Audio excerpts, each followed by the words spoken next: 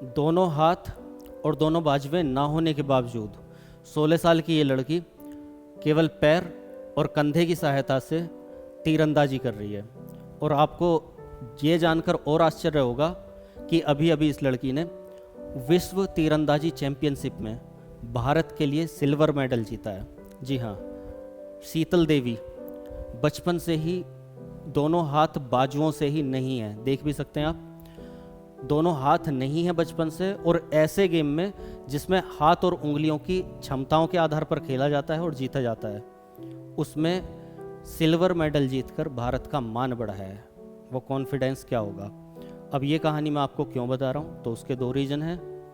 दूसरा रीज़न बाद में, क्योंकि हो सकता है कुछ लोग उससे सुनकर नाराज़ भी होंगे। पहले इनके बारे में बता देता हूँ, हो सकता है कुछ लोगों को ये केवल एक कहानी लगे और झूठ लगे, तो मैं एक बार दिखा देता हूँ। ये यहाँ पर ये देख सकते हैं आप, वर्ल्ड पैरा आर्चरी, ठीक है, चैंपियनशिप। यहाँ पर आपको दिखेगा इंडिया का 1 गोल्ड 1 सिल्वर 1 ब्रॉन्ज और 3 टोटल मेडल। यहाँ पर आपको दिखेगा यहाँ इंडिया सिल्वर मेडल शीतल देवी। अब ये शीतल देवी कौन है, आगे दिखा देता हूँ। ये देखिए, ये वर्ल्ड आर्चरी की ऑफिशियल साइट है और इस ऑफिशियल साइट पर यहाँ पर देख सकते हैं आप इंडिया के लिए शीतल देवी एज 16 इयर्स एथलीट, ठीक। तो मात्र 16 साल की एक लड़की जिसके बचपन से ही हाथ नहीं है, कश्मीर की ये लड़की, बचपन से ही पढ़ने में बहुत ज़्यादा रुचि, लेकिन दोनों हाथ ना होने की वजह से कॉन्फिडेंस में थोड़ी सी कमी, लेकिन घर वालों का साथ मिला, टीचर्स का साथ मिला, पढ़ने के लिए आगे बढ़ी, पढ़ने में अच्छा किया। और उसके बाद 2022 में एक कोच मिलते हैं, बोलते हैं खेलोगी। मैं कैसे खेलूँ, मेरे तो हाथ ही नहीं है।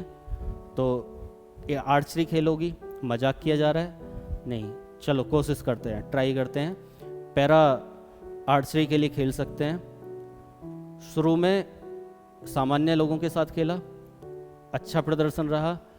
भारत में खेलो इंडिया के लिए खेला, अच्छा प्रदर्शन रहा। नेशनल गेम्स खेले, अच्छा प्रदर्शन रहा।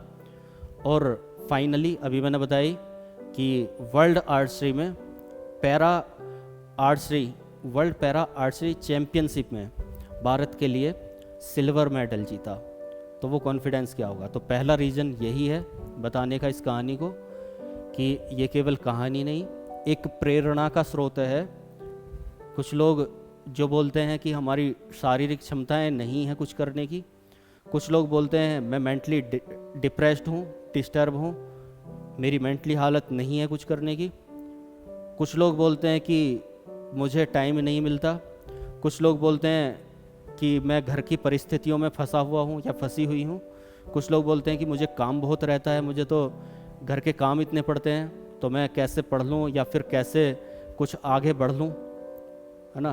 कुछ लोग बोलते हैं मैं गरीब हूँ, मेरे पास तो पैसे ही नहीं है, आगे मैं क्या क्या कर सकता हूँ। तो उनके लिए प्रेरणा का एक स्रोत, मानो तो मजबूरी है, नहीं तो करके दिखाया है और ज़रूरी है, ठीक है। तो ये एक प्रेरणा का स्रोत है। कहने का मतलब कि अगर हम अपनी हार मान रहे हैं तो हम कुछ नहीं कर सकते, और मन में ठान लिया है तो हम कुछ भी कर सकते हैं। आप किसी भी कंडीशन में हो, प्रॉब्लम हो, वो सारी प्रॉब्लम्स दरकिनार करके अगर आप लग जाते हो तो आप कुछ भी कर सकते हो। प्रॉब्लम्स सभी के साथ होती हैं, समस्याएं सभी के साथ होती हैं। अपने लिए क्या होता है, केवल एक्सक्यूजेज। जो एक्सक्यूजेज हम देते हैं ना, जो बहाने देते हैं, वो किसी और के लिए नहीं होते, वो केवल खुद के लिए होते हैं, हमारे खुद के लिए। ये लड़की भी बोल सकती थी मेरे तो दोनों हाथ ही नहीं है, मैं कैसे पढ़ूं, मैं तो दुखियारी हूँ, बेचारी हूँ, मेरे साथ तो भगवान ने अन्याय किया है, लेकिन नहीं किया। एक एकलव्य नाम सुना होगा, द्रोणाचार्य ने अंगूठा मांगा और अंगूठा दे दिया, लेकिन फिर अपने हाथ को इस तरह से ट्रेंड किया कि अंगूठा ना होने के बावजूद भी तीरंदाजी की और कभी भी अर्जुन को हरा सकते थे।